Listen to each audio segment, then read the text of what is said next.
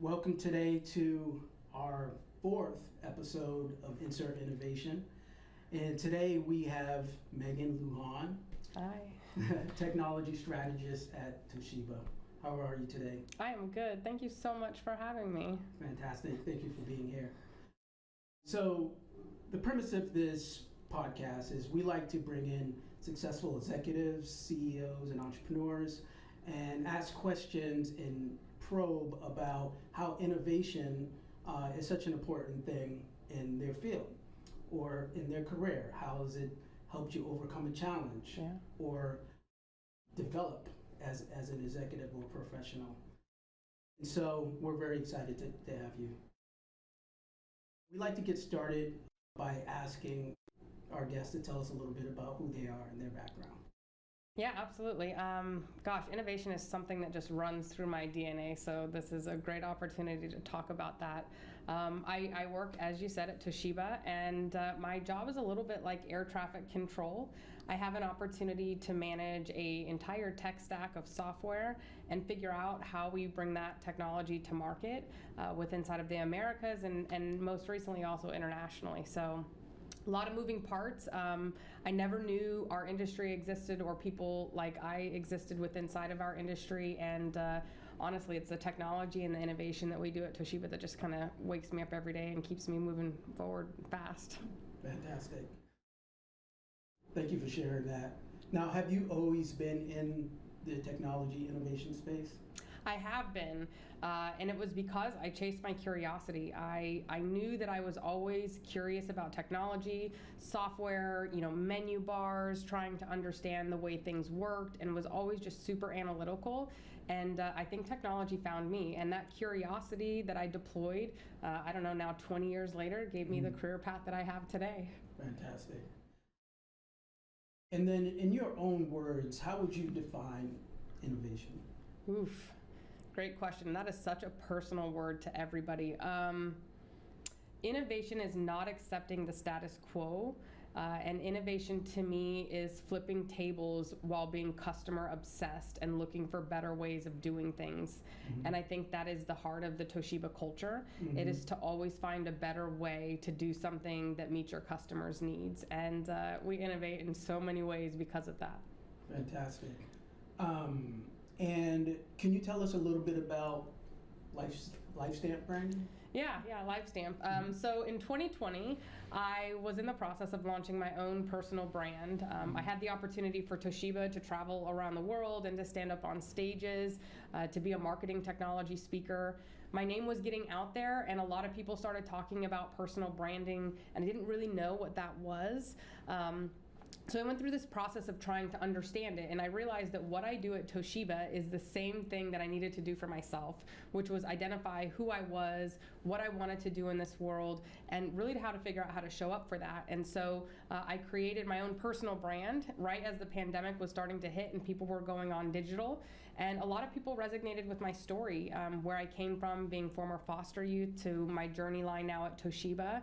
And people started reaching out and wanting to know how they could build their brand. And so I started my own company, LifeStamp Branding, which helps people really understand themselves and figure out how to show up authentically digitally. Awesome. Thank you so much for sharing that. So now we're going to dive into some more technical questions that we've compiled from the student audience. All right, let's go. All right.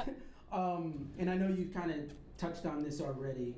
But the question is, in what ways has innovation played a role in your career or helped you attain your goals in life? Ooh, that is such a broad question. What I would have to say is you have to have a growth mindset to really truly understand what innovation is.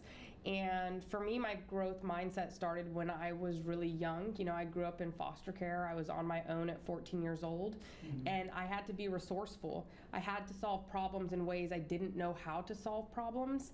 And I think that is really kind of the foundation of what it means to be innovative. It's to identify a problem, to see that the current solutions that are out there don't really meet the problems of today, and to go and to figure out how to make that change. And so While I didn't know what I was doing was embracing innovation younger in my years, continuing to do those small activities over a long period of time resulted in innovating my own life and creating the version of the person I am today. So. Wow.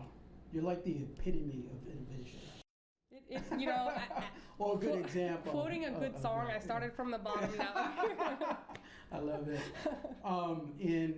Without giving out any trade secrets, anything proprietary here, what is your process for coming up with solutions and ideas?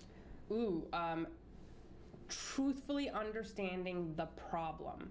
You cannot design a solution unless you truly understand the problem. And it's so much more than the surface level of that. You have got to, and this is really where consultative sales comes into play, you've got to understand and put yourself in your target audience or your target customer's mindset. Where are they at? What problems exist in their world? What pain points do they have? And honestly, you need to ask yourself if you can solve those pain points. And if you can, then that's where those solutions really come from. So that's what I would say is understanding the true problems you're trying to solve. And when you have that, is there alignment in terms of partnership? Do you have something that will help solve those problems? And if so, get at it, get to work. Gotcha. And then in your process, can that happen in a short period of time? Does it usually take a longer period of time? Kind of like walk us through with the steps. That's a great question, and I think you'd have to separate that on the human side or the technology and the process side. The human part is you're going to change when you're ready to change, and I think that's an individual thing for each of us. On the process side, there's a lot of change management inside of an organization that you generally have to get through, but you need executive buy-in and stakeholders that will allow for that to happen. So that doesn't happen overnight, but sometimes those changes are long and tedious and arduous, but they have to be for that reason. I would say change can start overnight. They start overnight with having the right mindset and being true with who you are and where you want to be, and taking actions to get there. Fantastic. Can you tell us about a time when you thought a better way to do something at work or in development of a plan, and what did you do? Oh goodness, I have this is my nutty professor brain, everything, and that's how I think every single day, you know? It could be, thinking about a better way to get to the nail salon so you're not sitting in traffic for 5 minutes, right? Because that sits in your head, or it could be, from running these big programs that we have at Toshiba. I'll give one example. When I was building my company LifeStamp, I went out and I sought tons of resources from anybody out there who knew how to build a personal brand or even a brand. And things were fragmented. There was resources all over the place, but nothing really helped identify for a human how to understand what your personal brand was, who you were, what you wanted, how to overcome some of those type of things. And so I went out there and I realized the right resource did not exist, and I decided to go and build one. And so I think that's where innovation really comes to life, is when you have a pain and you determine that pain becomes your passion, and your passion is then to solve it, and that breeds innovation. Awesome. Well put, too. Now, can you share us with a story about a time someone you are inspired by had to come up with an innovative solution to overcome an obstacle or solve a problem? Let's see, somebody I'm inspired by. Tell you a story about somebody I'm inspired by. So this could be a public figure, this could be someone at work, this could be a mentor. Yeah, I would say I would probably go back to where I serve at Orangewood, a local foundation for at-risk foster youth. When it comes to being an innovative organization, they absolutely are, because they meet the youth where they're at. And so the things that I have witnessed through supporting Orangewood is, going through the pandemic, the at-risk youth in our area, they faced a lot of different environmental circumstances that we would not have, right? Children were no longer in schools, so you were getting less reports on abuse. They were not able to go to resource centers because there was COVID, all of these different types of things. And working with Orangewood and understanding that the children that they were serving were no longer able to access their resources, they came up with innovative ways to meet the kids where they were at, and to be able to deliver resources for what they needed today. That has then just created a sense of innovation inside of that organization, where they're able to now boost up programs for, let's just say, an El Nino or an El Nino weather experience. When we have homeless youth, do they need cold weather packs or warm weather packs. And so these are ways they think outside of the box and innovate as the world changes around them to still better serve their target audience, the at-risk youth. That's amazing. And how long have you been engaged in business or working with the organization? I've been working with Orangewood for now a little over 4 years. I got engaged through a mentorship program that I was at Toshiba. The then CEO, I was his protege, and he knew about my background, and he asked me, what are some of your biggest strengths and your biggest weaknesses? And, I had to quite frankly tell him, I'm former foster youth. I didn't go to high school. I don't have a college degree. And I have imposter syndrome that I won't be able to continue to grow in corporate America or achieve what I want. And he told me, quite frankly, that I had already made it and I need to give up, what I think I need to be on paper and to go back out into the community and to support the areas that broke my heart. And he partnered me up with Orangewood. 4 years later, it's changed my life, and my heart smiles in ways I never thought possible. That's amazing. Yeah. So it sounds like that piece of advice had a major impact on you. It did, because I was seen for my biggest weakness, and I was given a growth opportunity to innovate from within side of myself, to move beyond the office and put that into action. And that's why I am such an advocate for being a mentor and to reaching out and to supporting the youth out there, because I truly believe if I didn't have somebody who showed me a new ceiling or a new version of who I could become, I wouldn't be where I'm at today. So. Right. And you lived through it. I did. So you're a very credible source on how to do that. You could say that. You could. Now, what new innovations do you think will shake up your particular industry in the next 5 years? Just 2 letters right now happening. AI. AI. Oh, man. I'm on the software side. I've been in software my entire career. I'm a software strategist, so we saw this coming. I've been tinkering with AI for several years now, Gen AI specifically. I use it in my agency many, many, many times a day. We use it at Toshiba. It's in every single Microsoft application that we have. AI truly is a co-pilot. It will attach to everything that you do as an individual, but I think that most people need to stop demonizing what they think AI is going to be, particularly Hollywood. And we got to get into this conversation of what does it look like to use it as a co-pilot, as Microsoft has said. And so I'll give you an example, which I'll quickly release to the world here, but I can't wait for you guys to follow along on. A use case for AI is I was at my office and I had to deliver a report for Toshiba for all of our activities that we had done with Orangewood. I had just been given access to Microsoft Copilot. And when they ask for these reports, they're like an entire year's worth of work. And as a manager, that would take me so much time to do because I would have to stop my work meetings and I would have focused time to actually knock it out. Well, I went into Copilot and I said, Copilot, give me all activities with the right prompts, right? From this range to this range with these keywords. And it dumped out an entire report. We submit this. 2 weeks later, I find out we win the Toshiba Global Award for Philanthropy. I get the opportunity, thank you Copilot and AI, to now be a chaperone to our Toshiba Exploravision in DC, and AI helped us tell our story. So use it. There's a lot of people I feel like need to hear that. Yeah, use it. It's here to help you. Right. It's productivity at first. The rest of it in terms of products and how you're going to use it in the other area of your business, like that'll get there organically, but just find a way that it helps improve your day-to-day, right? It's the new Google, Efficiency is definitely it, and I was on a meeting with a lot of our executives and there's concerns. Well, how will I know it's AI and, not my employees? Will my employees, be able to hide behind AI and it not actually show their work and their capabilities? And I was like, hang on, hand up here. Do you guys remember when spell check hit, the technology? We all use spell check today, but I don't look at your emails and say, well, he's only writing this good because he used spell check. Right. AI is just going to be in everything that we use, and we got to get used to it. Right. Great point. And a good segue into the next question. What are the technologies or innovations that you're most excited about? I think I'm most excited about the understanding of technology, and I think the user level kind of raising up. What we have experienced since COVID has been an accelerant to digital transformation, people going online, and quite frankly, an upskill of knowledge around technology for every generation. Every single generation now knows how to mute their phones, how to dial into conference links, how to do video chat. And I think the thing I'm most excited about is the connectivity that technology upskill has brought into this world. So I love the fact that it's still there and it's continuing to grow. And I think that's the thing I'm most excited about is connectivity with technology. Amazing.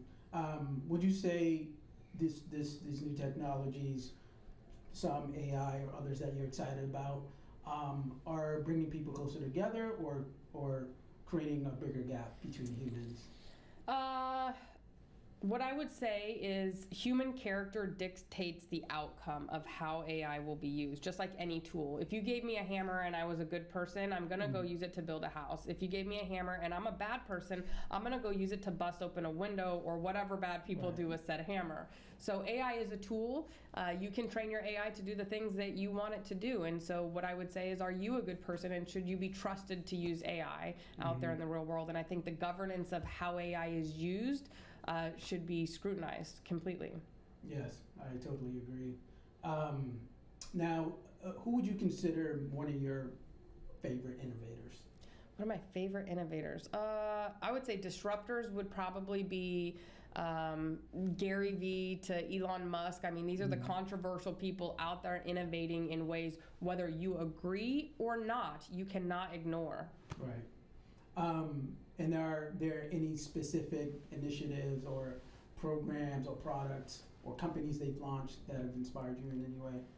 I think it's their approach to market really that's inspired me the most. I think as a strategist, I see where they're going and they know where the market is going and they're constantly leading and disrupting to get us there. Whether or not you're in alignment with their beliefs and their values as an organization, you can't help but sit back and see the action and the results of their hard work and their conviction. And that's why I really say, and it's super strong, that you align to the brands that you have the same values with, right? That you can have that type of alignment, because then you're going to respect their innovation and trust it. Yeah, that makes a lot of sense. And thanks for going into a little more detail there. Now, do you have any practical advice or resources, tools that could be useful for entrepreneurs, startups, or just aspiring innovators? On any topic? I would say on how they can utilize innovation to benefit their project or aspirations. Yeah, what I would say is, as a current entrepreneur or somebody who just has a dream inside of your heart that won't go away, you have more resources available to you now than you ever have before. And there are so many people out there who want to help support you to build that dream and that vision.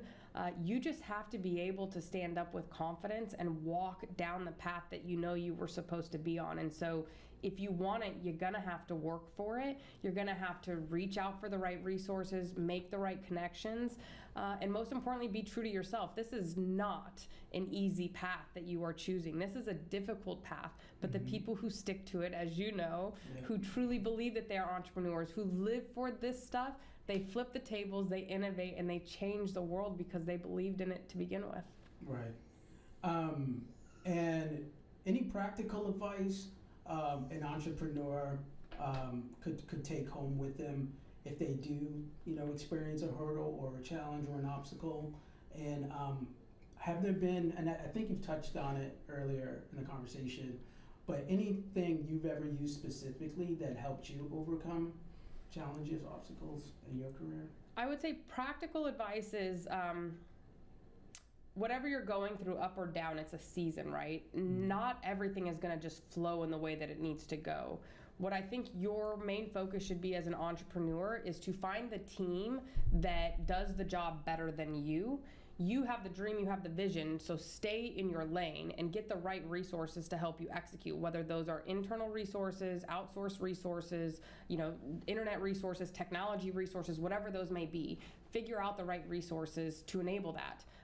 For me personally, I don't like to live into the weeds of the data, but if I didn't have the data, I couldn't be a strategist. So I need to partner with somebody who loves to be in the data all day, every day to do my job. And so practically speaking, don't expect yourself to do it all. But if you have to do it all, learn everything and be prepared to translate that to somebody else who can help support you. In terms of things I have used to get myself kind of to the next level, LinkedIn, quite frankly, and reading books. The resources are out there. The people are out there to network with. You got to dig in and do the work. Yeah. So. Yeah, I think that's really great advice. The resources are there. Yeah, they are. And it just takes a little bit of elbow grease. Yeah. Maegan, thank you so much for coming on today. Is there places online that our student listeners can find you? Yeah, absolutely. I would send you guys to LinkedIn. So go on ahead and just Google Maegan, and I'll probably be the first Maegan that pops up. You'll see my LinkedIn, my website, and also my company page. And if we can help you guys in any way to create your brand online and help you show up digitally, we're here to support.